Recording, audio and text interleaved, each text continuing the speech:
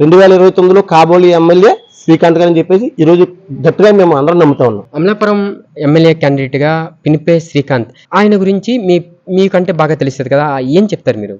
అమలాపురం నియోజకవర్గంలో 2029లో MLA ticket Srikanth గారికి వచ్చి భారీ అత్యధిక మెజార్టీతో నగ్గి అవకాశాలు ఎక్కువగా కనబడుతున్నాయి అమలాపురంలో. ఎందుకనంటే ఇప్పటి వరకు వైఎస్ఆర్ కాంగ్రెస్ పార్టీలో విశ్వరూప్ గారు ఆయన సేవలు ఆయన అందిస్తూ ఇప్పుడు కుమారుడు సేవలు అమలాపురం నియోజకవర్గానికి అవసరం అని చెప్పేసి వారి యొక్క వారసుడిగా శ్రీకాంత్ గారిని తీసుకురావడం జరిగింది. శ్రీకాంత్ గారిని అమలాపురం ప్రజలు సొంత కుటుంబంలో ఒక సొంత కొడుకుగా, ఒక అన్నగా ప్రతి కుటుంబం కూడా ఆశీర్వదిస్తుంది వెళ్తుంటే ప్రతి గడప కూడా.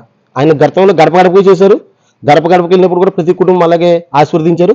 ఇప్పుడు కూడా ప్రతి కార్యక్రమం, ఏ కార్యక్రమం ఉన్నా, ఎవరైనా చనిపోయినా, ఏదైనా కార్యక్రమం జరుగుతున్నా పిలుపు వచ్చిందంటే ఆయన ఏగ వల్ల వాలిపోతారు. ఎవరైనా చనిపోయారని తెలిసిందంటే ఆయన వాళ్ళ ఇంటికి వెళ్ళి వాళ్ళని పరామర్శించి వాళ్ళకి కావాల్సినటువంటి అన్ని ఏర్పాట్లు చూసుకుని ఆయన వస్తూ ఉన్నారు. ఆ కార్యక్రమాలతోటి అమలాపురంలో శ్రీకాంత్ గారి యొక్క క్రేజు ఎక్కడికో వెళ్ళింది. అంటే 2029లో కాబోలి ఎమ్మెల్యే శ్రీకాంత్ గారు అని చెప్పేసి ఈరోజు గట్టిగా మేము అందరం నమ్ముతా ఉన్నాం. యువతకి సంబంధించి నిరుద్యోగ సమస్యలపై ఈరోజు వైఎస్ఆర్సీపీ పోరాడుతుంది.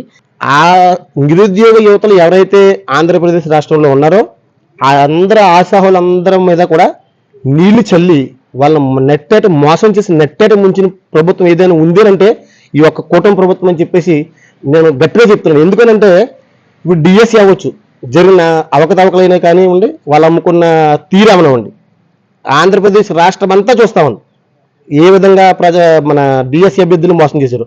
అలాగే పోలీసు రిక్రూట్మెంట్ కోసం వెయిట్ చేస్తున్నటువంటి అభ్యర్థులు ఆశాహులు వాళ్ళందరూ కూడా రోడ్డెక్కి వాళ్ళ కలెక్టరేట్ ముందు ధర్నాలు చేస్తూ వాళ్ళ యొక్క నిరసన తెలియజేస్తూ ఉన్నారు. అటువంటి పరిస్థితుల్లో కనీసం నారా లోకేష్ ద్వారా జరిగినటువంటి మోసం ఏదైతే ఉందో దాన్ని డిమాండ్ చేసి వాళ్ళు రాజీనామా చేయాలని చెప్పేసి డిఎస్సి అభ్యర్థులు ఏమైనా ఉండి ప్లాట్ఫామ్ పార్టీ మన ఆపోజిషన్ పార్టీ వైసీపీ పార్టీ ఏమైనా డిమాండ్ చేస్తూ ఉంటే కూడా కనీసం నిస్సిగ్గుగా ఎటువంటి సమాధానం కూడా చెప్పకుండా అతను యొక్క తీరు చూస్తుంటే నిమ్మక నిరేసినట్టు ఉన్నది. అది ప్రజలందరూ గమనిస్తూ ఉన్నారు. 2029లో అతను మంగళగిరిలో ఓడిపోతాడు, అది తథ్యం. ఈరోజు మంత్రి పదవికి రాజీనామా చేయడం కూడా తథ్యం.